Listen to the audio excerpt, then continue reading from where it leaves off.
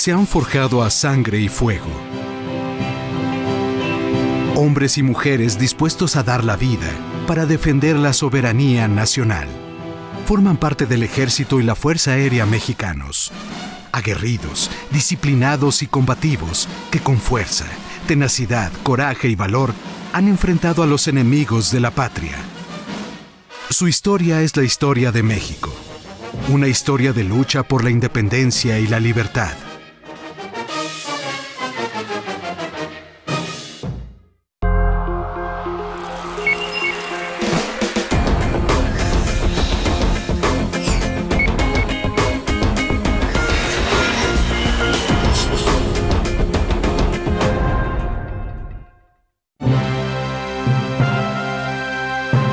Su entrada triunfal a la Ciudad de México, derrotando a las fuerzas colonialistas, marcó su historia.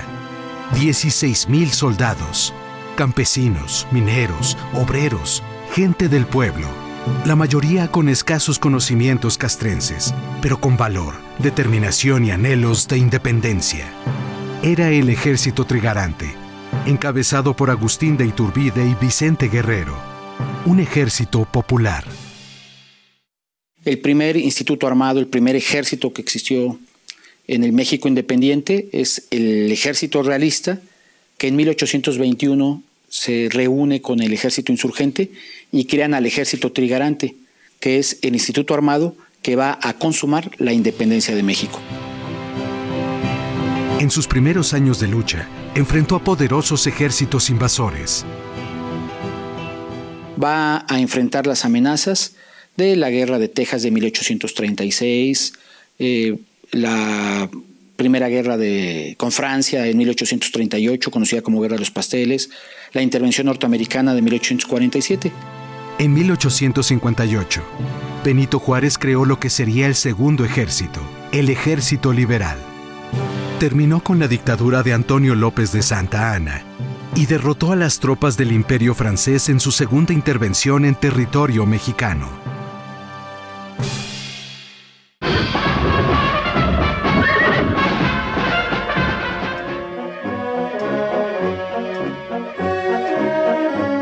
El Tercer Ejército, origen de las actuales Fuerzas Armadas, surgió a partir de un decreto publicado en 1913, en el año de la Decena Trágica. Aquel golpe de Estado encabezado por Victoriano Huerta, que terminaría con la muerte del presidente Francisco I. Madero. Durante el cuartelazo de febrero de 1913, se rompe el orden constitucional en la Ciudad de México, en el país.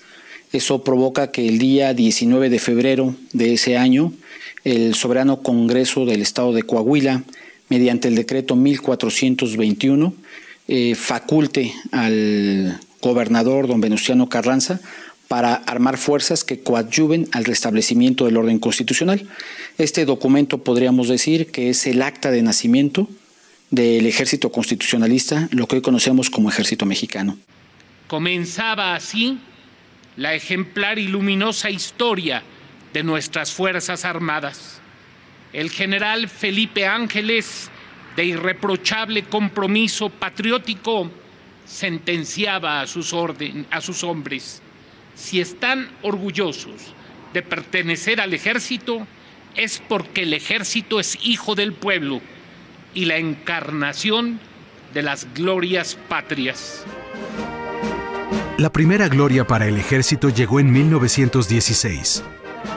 10,000 soldados norteamericanos invadían México durante la expedición punitiva contra Francisco Villa. México estuvo a punto de estallar en una guerra contra los Estados Unidos. Estuvimos a un pasito de enfrentarnos nuevamente en un conflicto bélico, y en esta llamada expedición punitiva se libraron algunos combates. El más significativo es el combate del Carrizal de junio de 1916. Fue un pequeño enfrentamiento entre fuerzas norteamericanas y mexicanas constitucionalistas. Este hecho de armas es sumamente importante porque es la primera vez que el actual ejército mexicano enfrenta a fuerzas extranjeras y las derrota. Con la promulgación de la Constitución de 1917, el ejército constitucionalista quedó como la única fuerza armada del país. La revolución nos legó 3 pilares fundamentales: una constitución, plan maestro de la nacionalidad, un Estado de Derecho en el que el poder público está sujeto a la ley y un ejército leal que salvaguarda la soberanía y protege a su pueblo. 31 años después, en 1948, el presidente Miguel Alemán emitía un decreto por el que el ejército constitucionalista pasó a ser Ejército Mexicano.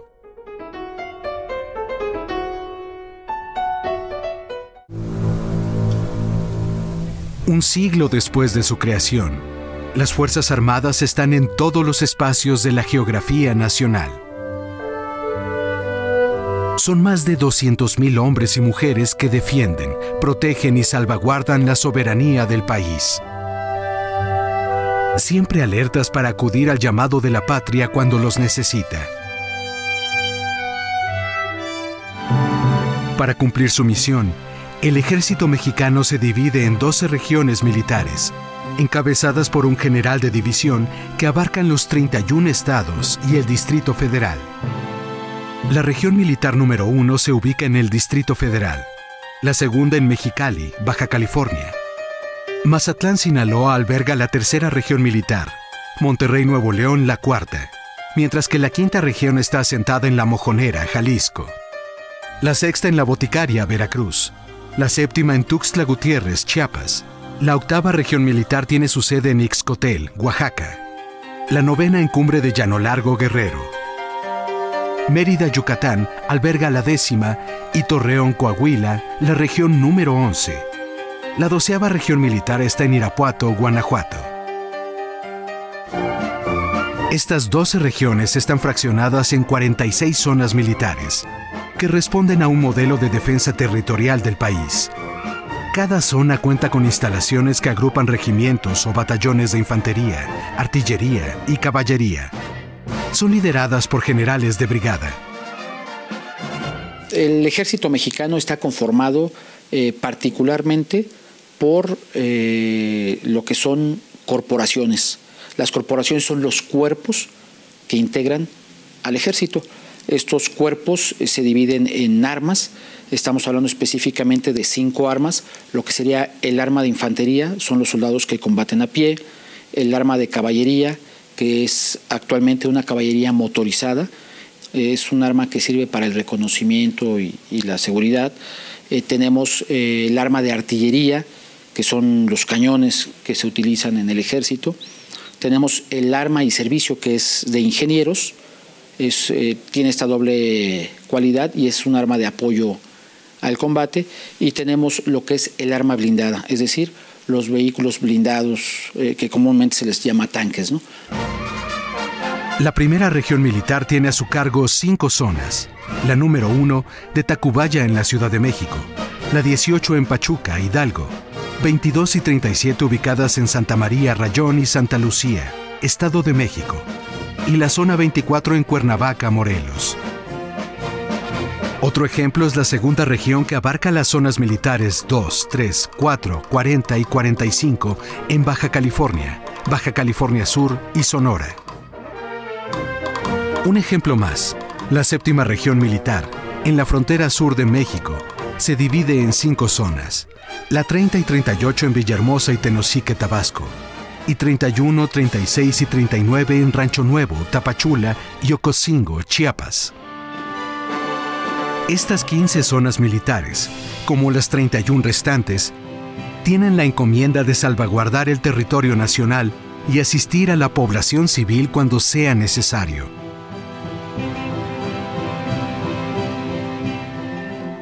La esencia del ejército mexicano radica en su compromiso, su entrega y su identificación con el pueblo de México.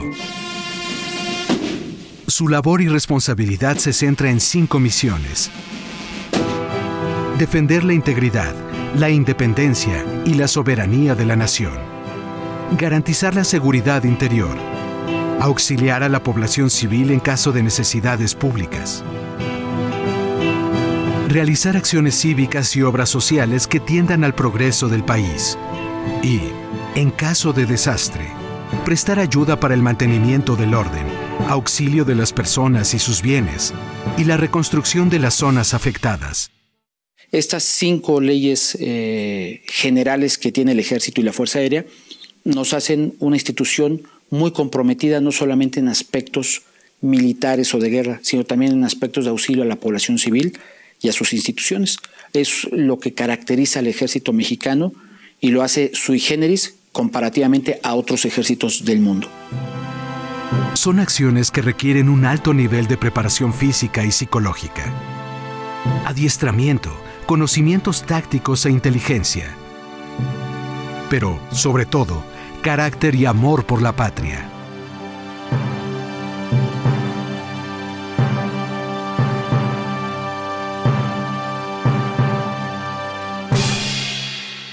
No han dudado en contribuir al mantenimiento de la paz y la seguridad interior, en favor de las familias y comunidades de distintas regiones del país. Somos un ejército surgido del pueblo, para el pueblo y con el pueblo, con acendrada vocación de servicio e identificado plenamente con las demandas de la colectividad. Ejército de instituciones, ejército del deber, no del querer. Ejército de la nación, no de facción. Ejército de la soberanía, no de la ideología.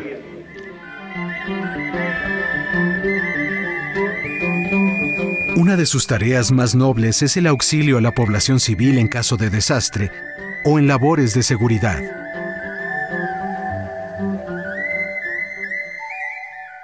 Los soldados de México son personas de carne y hueso, con alma, mente y corazón, con sueños y esperanzas, que ponen lo mejor de sí para cumplir las misiones que tienen encomendadas. Cargando en su mochila el equipo necesario, salen sin temor a enfrentar aquello que amenace a nuestra gente, ya sea la violencia del crimen organizado o la fuerza misma de la naturaleza. Su convicción de ayudar a los mexicanos en situaciones de emergencia afloró en 1926, solo unos años después de su creación. Cuando hubo una gran inundación en el estado de Guanajuato, ahí las autoridades civiles fueron completamente rebasadas y el gobierno de la República, dirigido por el presidente Plutarco Elías Calles, ordenó que el ejército participara en auxilio a la población civil, al grado de que hoy en día el ejército mexicano tiene una gran experiencia y una gran capacidad de respuesta ante desastres naturales o provocados por la mano del hombre, e inclusive una gran doctrina que se ha ido enriqueciendo y nos ha hecho profesionales y expertos en este punto, al grado de que podemos compartir nuestra experiencia con países hermanos a los cuales se les da capacitación a sus cuadros de mando para la aplicación de este plan en sus propios países.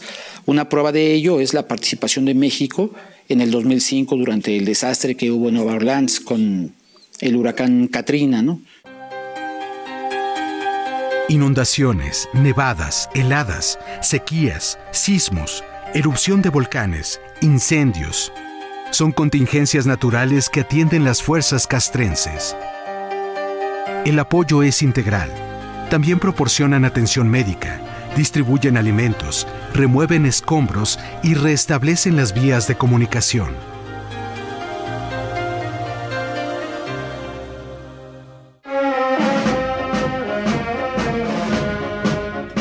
Son mexicanos con temple, carácter y espíritu de servicio.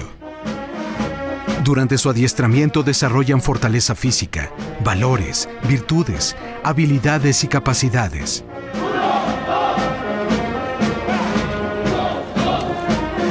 Su integración a las filas del ejército demuestra su vocación.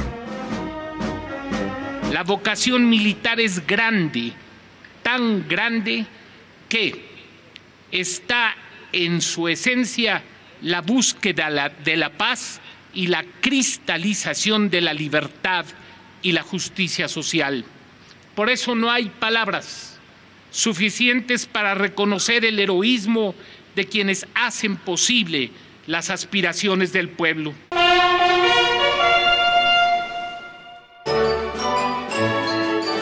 A lo largo de su formación, en los colegios militares y en la Universidad del Ejército, experimentan una profunda transformación física, mental y cultural. La sed, el hambre, el cansancio o el dolor no los detiene. Todos lo superan porque para ello se han preparado.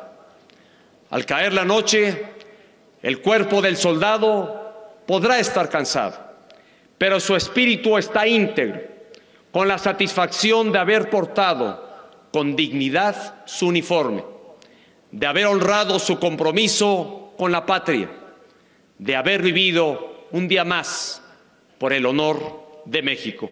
El soldado mexicano es un soldado que está de manera voluntaria en el Instituto Armado y que va desarrollando a lo largo del adiestramiento y de la preparación que se le va dando en el ejército mexicano una gran capacidad de vocación de servicio. Hay un gran espíritu de servicio.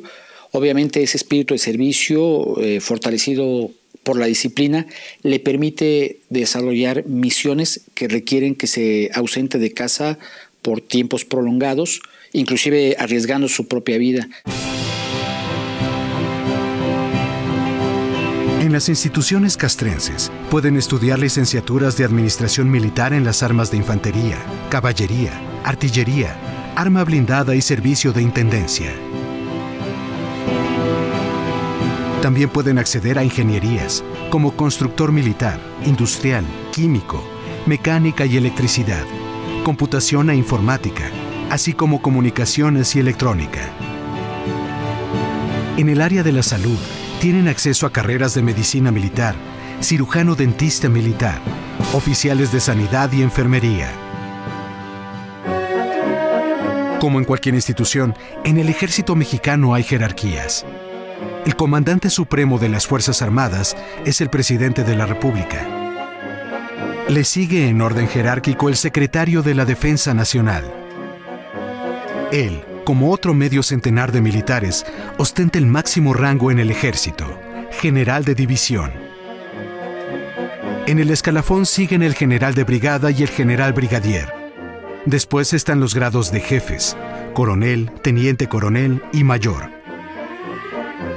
Continúan los oficiales, capitán primero, capitán segundo, teniente y subteniente. Y finalmente los rangos de tropa, sargento primero, sargento segundo, cabo y soldado. Para ascender de categoría, los militares deben participar en promociones que requieren una gran preparación física y académica.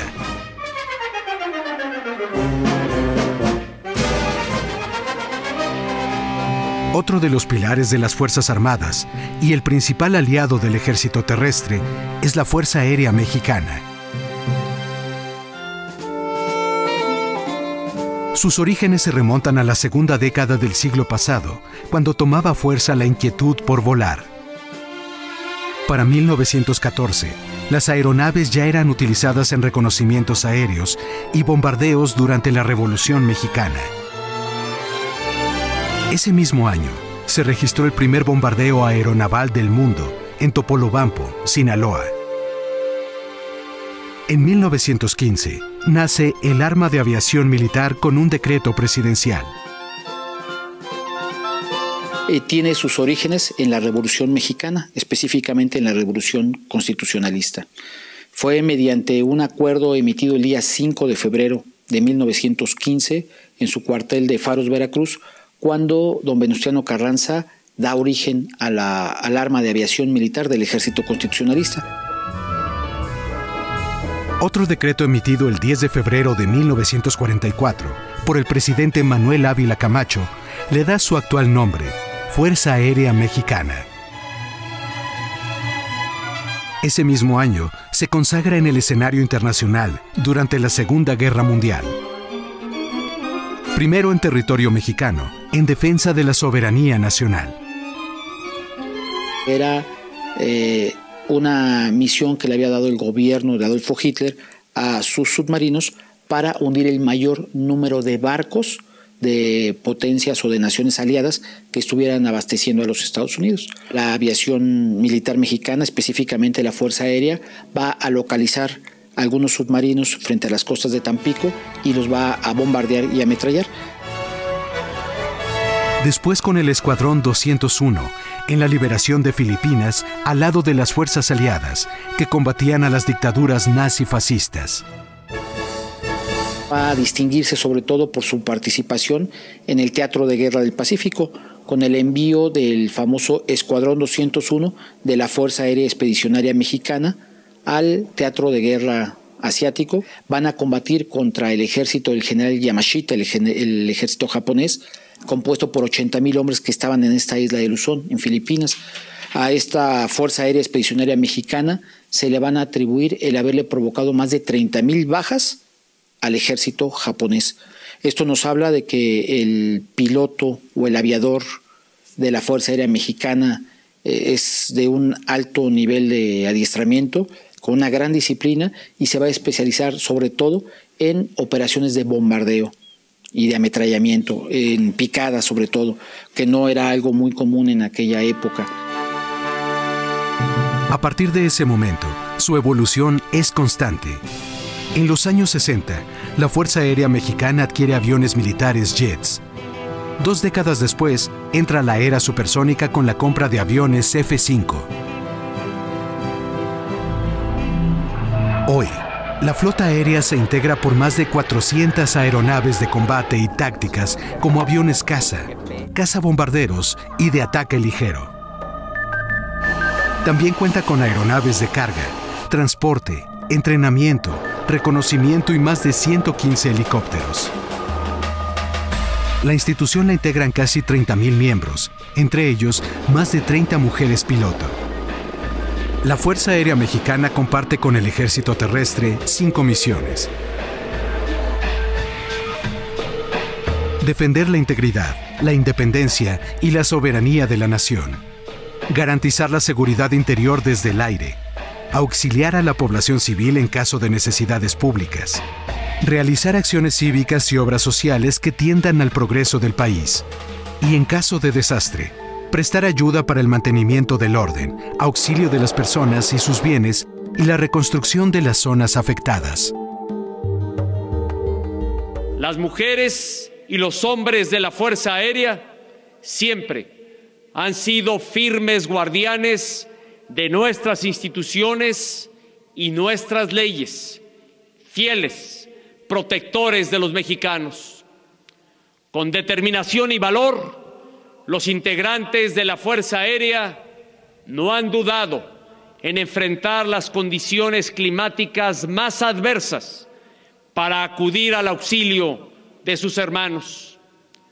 Con su gallardía, no solo han salvado vidas humanas, también han llevado aliento y esperanza a quienes lo necesitaban.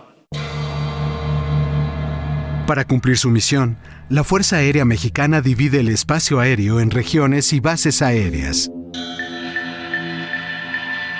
La región del centro, ubicada en Santa Lucía, Estado de México, controla 3 bases en los estados de México, Jalisco y Guerrero. En Tuxtla Gutiérrez, Chiapas, se encuentra la región del sureste. Desde ahí se supervisan 7 bases en Chiapas, Quintana Roo, Oaxaca, Yucatán y Tabasco. La región del noreste tiene su sede en Chihuahua, con 3 bases en ese estado y en Nuevo León. Y en Hermosillo, Sonora, se ubica la región aérea del noroeste con 5 bases en esa entidad: Baja California Sur y Sinaloa. Durante un siglo, la Fuerza Aérea Mexicana ha forjado guerreros del aire que defienden la patria con disciplina, determinación y tenacidad.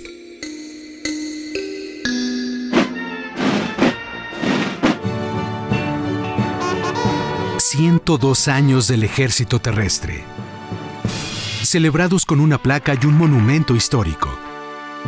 Obra del arquitecto Agustín Hernández Navarro, que evoca la convivencia armónica entre la sociedad y sus fuerzas armadas. Y con un reconocimiento a su lealtad al pueblo de México. Como instituciones al servicio de México, la honorabilidad de nuestras Fuerzas Armadas está por encima de cualquier sospecha o duda.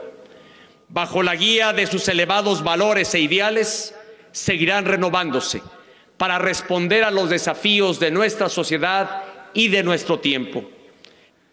Las mujeres y los hombres en sus filas se han forjado con los más altos valores de honor y valentía, de justicia y solidaridad, de legalidad y honradez, de integridad y lealtad. El ejército de hoy, el ejército que juntos hemos construido, es el mismo que actúa en todos los ámbitos del territorio nacional.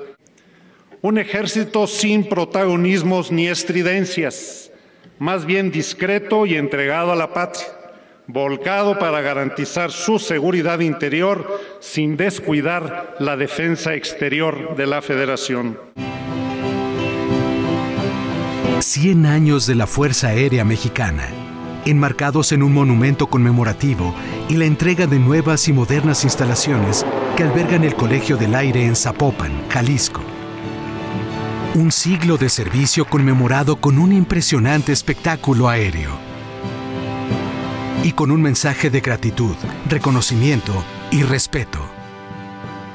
Es una fecha de especial simbolismo en la que rendimos un justo y merecido homenaje a esta institución militar por 100 años de servicio incondicional, 100 años de valor patriótico, 100 años de lealtad a México.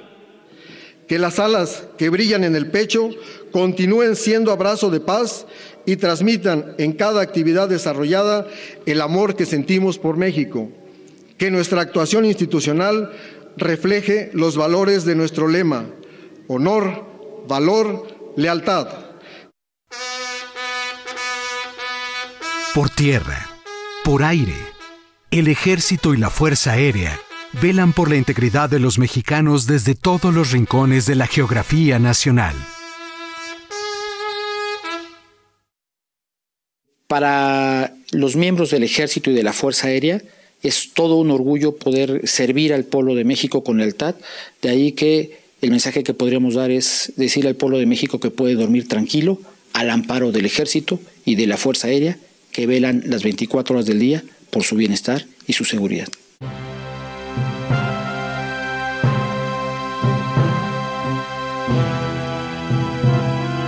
Las Fuerzas Armadas están dotadas con recursos tecnológicos e informáticos, pero sobre todo con los mejores hombres y mujeres que por amor a la patria entregan su vida con determinación y honor.